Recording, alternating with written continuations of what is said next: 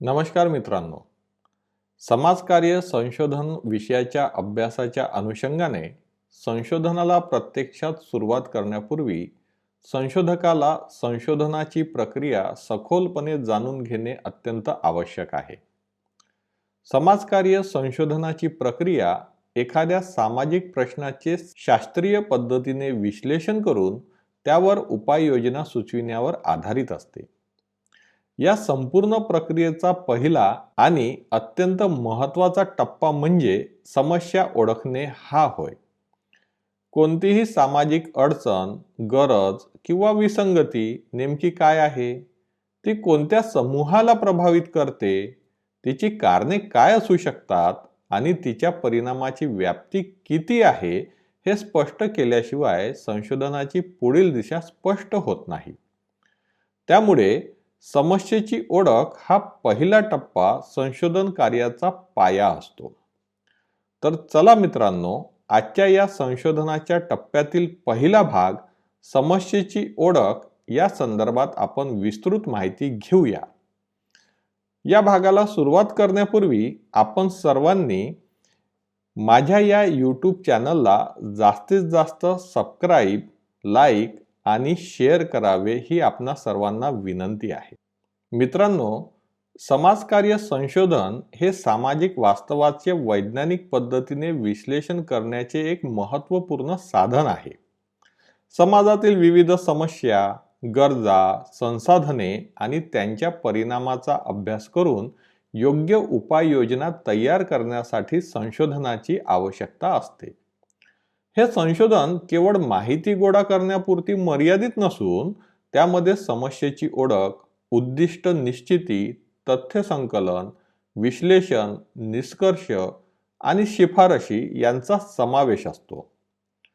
प्रत्येक टप्पा संशोधनाला दिशा देतो आणि समाजकार्याच्या क्षेत्रात ज्ञानवृद्धी तसेच व्यवहार्य उपाययोजना करण्यास मदत करतो. आजच्या बदलत्या सामाजिक परिस्थितीत संशोधनाची भूमिका अत्यंत महत्त्वाची ठरते, कारण समाजातील समस्या गुंतागुंतीच्या आणि बहुआयामी स्वरूपाच्या असतात. त्यामुळे संशोधनाच्या टप्प्याचे सखोल आकलन हे समाज कार्यकर्त्यांसाठी अत्यंत आवश्यक आहे. या टप्प्याद्वारे संशोधनामध्ये प्रभावी समस्या सूत्रण संशोधकाला करता येऊन संशोधनाची प्रक्रिया अधिक प्रणालीबद्ध, तर्कसंगत आणि परिणामकारक त्याला ती बनवता येते.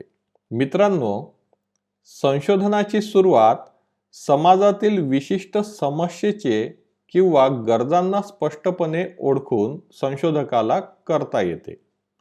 या टप्प्यात संशोधक समस्या किंवा गरज का आणि कशासाठी महत्त्वाची आहे याचा विचार करतात.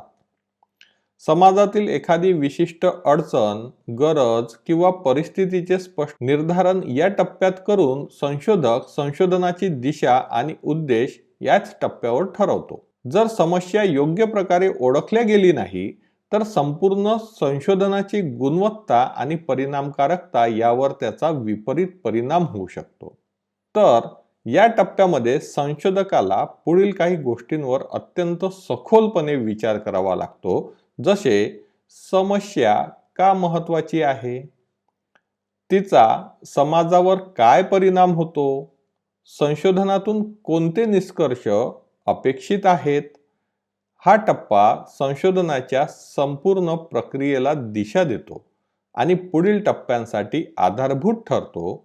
योग्य समस्या जर निवडली नाही किंवा उद्दिष्टे अस्पष्ट राहिले तर संपूर्ण संशोधनाची गुणवत्ता कमी होऊ शकते आणि त्यामुळे समस्या ओळखण्याचे काय महत्त्व असू शकतात तर हे पुढील मुद्द्याच्या आधारे आपणास स्पष्ट होईल. जर योग्य प्रकारे समस्या ओळखली गेली तर संशोधकाला त्याच्या संशोधन कार्यासाठी योग्य दिशा मिळते. त्यामुळे संशोधनाचे उद्दिष्टेच म्हणजेच ऑब्जेक्टिव्ह स्पष्ट होतात. संशोधन कार्यात संसाधनांचा योग्य वापर संशोधकाला करता येतो आणि समाजातील वास्तविक गरजांवर संशोधकाला लक्ष केंद्रित करता येते. तर मित्रांनो, आता आपण संशोधनातला हा पहिला टप्पा म्हणजे समस्येची ओळख कशी करायची, तिची प्रक्रिया नेमकी काय आहे याबद्दल थोडक्यात बघूया.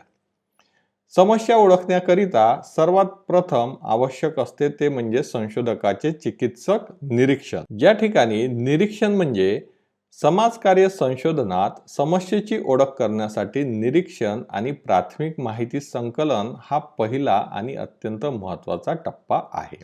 निरीक्षण म्हणजे समाजातील परिस्थिती, समाजातील विविध घटकांचे वर्तन, सामाजिक घटना किंवा समस्या प्रत्यक्षपणे पाहून त्यांचे आकलन करणे होय.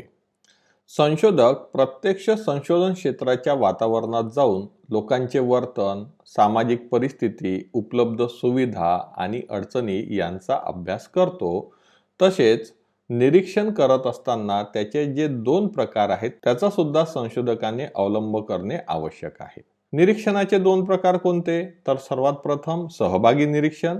यात संशोधक ज्या सामाजिक गटाचा प्रत्यक्षात संशोधन करावयाचे आहे अशा गटात सहभागी होतो आणि त्यांचं निरीक्षण करून आपली आवश्यक तथ्य तो संकलित करतो.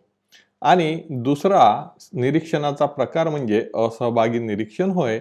यात संशोधकाला ज्या सामाजिक गटाचा अभ्यास करायचा आहे, संशोधन करायचं आहे, त्या गटात तो प्रत्यक्षात सहभागी न होता फक्त निरीक्षण करतो. त्यानंतर समस्या ओळखण्याचा दुसरा टप्पा आहे प्राथमिक माहिती संकलन. निरीक्षणानंतर संशोधक प्राथमिक माहिती गोळा करतो. यासाठी खालील पद्धती तो वापरतो. त्यामध्ये सर्वात प्रथम जी पद्धती आहे ती मुलाखत. मुलाखत म्हणजे संशोधक आणि प्रतिसाद देणारा म्हणजेच रिस्पॉन्डंट यांच्यातील संवाद होय, ज्याद्वारे संशोधकाला समस्येशी संबंधित माहिती मिळते. हे तंत्र प्राथमिक तथ्य संकलनाचे सुद्धा एक महत्त्वपूर्ण साधन आहे, कारण यामुळे संशोधकाला व्यक्तीच्या अनुभव, त्याचे मत, त्याची भावना आणि दृष्टिकोन याबद्दल सखोल माहिती प्राप्त होते. मुलाखतीद्वारे संशोधक थेट प्रतिसाद देणाऱ्याशी संवाद साधतो, ज्यामुळे त्याला अधिक विश्वसनीय आणि तपशीलवार माहिती मिळते. या प्रक्रियेत संशोधक ठराविक प्रश्न उत्तरदात्याला विचारतो किंवा परिस्थितीनुसार प्रश्न बदलतो, ज्यामुळे या प्रक्रियेमध्ये माहिती प्राप्त करण्यामध्ये संशोधकाला लवचिकता प्राप्त होते.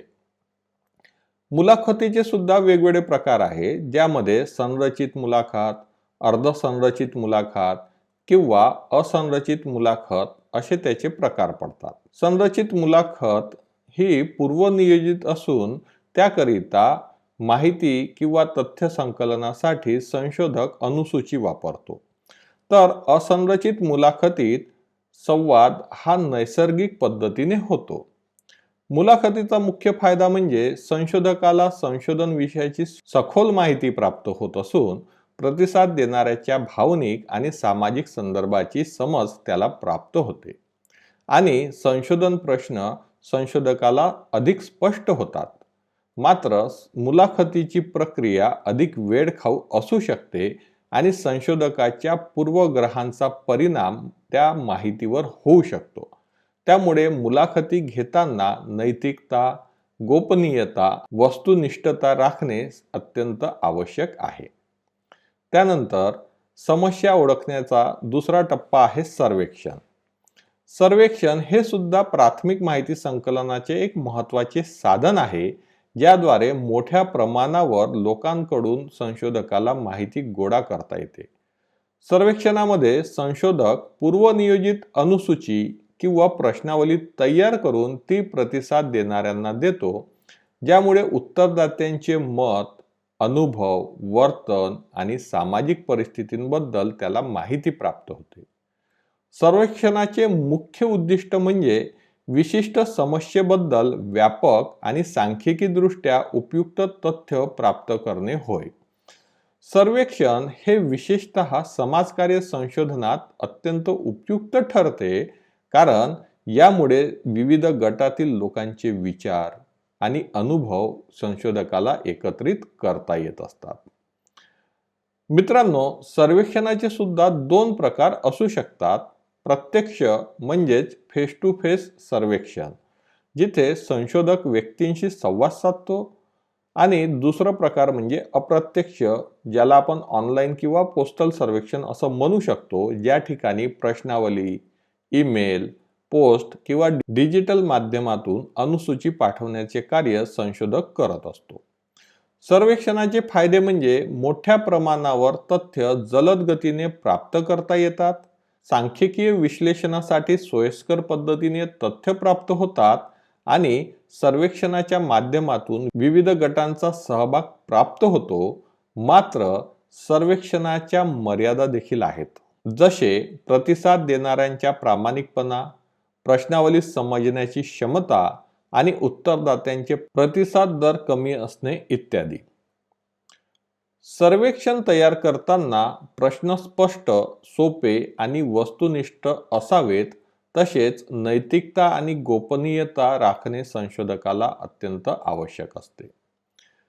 त्यानंतर समस्या ओळखण्यासाठी संशोधक लक्ष्य गट चर्चा म्हणजेच फोकस ग्रुप डिस्कशन या तंत्राचा सुद्धा वापर करू शकतो. फोकस ग्रुप डिस्कशन ही प्राथमिक माहिती संकलनाची एक महत्त्वाची पद्धती आहे, ज्यामध्ये संशोधक संशोधन विषयावर लहान लहान गटातील लोकांशी सामूहिक गटचर्चा करून समस्येशी संबंधित लोकांचे विविध दृष्टिकोन, अनुभव आणि मतं जाणून घेतो. लक्ष्य गट चर्चेमध्ये साधारणतः 6 ते 12 व्यक्तींचा सहभाग असतो, जे त्या विषयाशी थेट किंवा अप्रत्यक्षपणे संबंधित असतात. संशोधक या चर्चेचे संचालन करतो आणि पूर्वनियोजित प्रश्न विचारतो, पण संवाद नैसर्गिक आणि खुला ठेवतो, ज्यामुळे सहभागी व्यक्तींना आपले विचार मनमोकळेपणाने व्यक्त करता येतात. या पद्धतीचे वैशिष्ट्य म्हणजे गटातील परस्पर संवादामुळे नवीन कल्पना आणि मुद्दे समोर येतात, जे वैयक्तिक मुलाखतीत कदाचित प्राप्त होत नाही. लक्ष्य गट चर्चा ही समाजकार्य संशोधनात विशेष उपयुक्त ठरते, कारण ती सामाजिक समस्या, धोरणे आणि कार्यक्रमाविषयी लोकांच्या सामूहिक मतांचा अभ्यास करण्यास मदत करते. याचे फायदे म्हणजे संशोधकाला संशोधन विषयावर सखोल माहिती मिळते, संशोधन विषयावरील विविध दृष्टिकोनांचा त्याला अभ्यास होतो आणि चर्चेतून नवीन संशोधन प्रश्न निर्माण होतात. मात्र यामध्ये मर्यादा देखील असतात. गटातील प्रभावशाली व्यक्ती इतर गट सदस्यांवर प्रभाव टाकू शकतात. तसेच चर्चा नियंत्रित ठेवण्यासाठी संशोधकाला काही आव्हानांचा सुद्धा सामना करावा लागू शकते. यानंतर समस्या ओळखण्यासाठी संशोधक काही दस्तऐवजांचा सुद्धा अभ्यास करू शकतो, ज्याला आपण डॉक्युमेंट ॲनालिसिस असं म्हणू शकतो. डॉक्युमेंट ॲनालिसिस हे प्राथमिक माहिती संकलनाचा एक महत्त्वाचा टप्पा आहे, ज्यामध्ये संशोधक विद्यमान लिखित स्रोतांचा सखोल अभ्यास करून समस्येशी संबंधित माहिती मिळवतो. या पद्धतीत संशोधक विविध प्रकारचे दस्तऐवज जसे सरकारी अहवाल, धोरणपत्रे, संस्थात्मक नोंदी, संशोधन पेपर, वृत्तपत्रातील लेख, मासिके आणि ऐतिहासिक नोंदी यांचा अभ्यास करतो. दस्तऐवजांचा अभ्यास केल्याने संशोधकाला समस्येचा ऐतिहासिक संदर्भ, विद्यमान धोरणे आणि आधीच्या प्रयत्नांची माहिती मिळते, ज्यामुळे संशोधन अधिक सखोल आणि विश्वासार्ह होतो. ही पद्धत विशेषतः समाजकार्य संशोधनात उपयुक्त ठरते, कारण ती सामाजिक समस्या, कार्यक्रम आणि धोरणांविषयी वस्तुनिष्ठ माहिती पुरवते. दस्तऐवजांचा अभ्यासाचे फायदे म्हणजे यामध्ये संशोधकाला आपला खर्च कमी करण्यास मदत होते, वेळेची बचत करण्यात मदत होते आणि आधीपासून उपलब्ध असलेल्या माहितीचा उपयोग करून संशोधनाची स्पष्ट दिशा ठरविता येते. मात्र यामध्ये सुद्धा काही मर्यादा आहेत, जसे दस्तऐवज अद्ययावत नसू शकतात, ते पूर्वग्रहित असू शकतात आणि सर्व माहिती कधीकधी संशोधकाला उपलब्ध होत नाही. दस्तऐवजांचा अभ्यास करताना स्रोताची विश्वसनीयता तपासणे हे अत्यंत महत्त्वाचे असते. तसेच संशोधकाने दस्तऐवजाच्या माध्यमातून प्राप्त झालेली माहितीची सत्यता पडताळून बघणे सुद्धा अत्यंत आवश्यक असते. मित्रांनो, संशोधन कार्याला सुरुवात करण्याच्या दृष्टीने संशोधनाचा हा पहिला टप्पा अत्यंत महत्त्वपूर्ण असून या सर्व तंत्रांच्या साहाय्याने संशोधकाला आपल्या संशोधन विषयाची समस्या ठरविता येते आणि त्याला आपले संशोधनाचे कार्य अत्यंत प्रभावीपणे सुरू करता येते.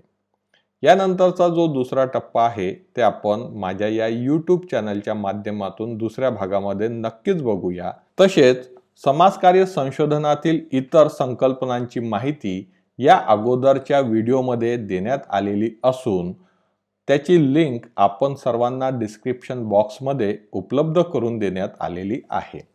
तरी मित्रांनो, आपल्या सर्वांना मी पुनश्च एकदा माझ्या या YouTube चॅनलला जास्तीत जास्त लाईक, सबस्क्राईब आणि शेअर करावे अशी विनंती करतो. धन्यवाद.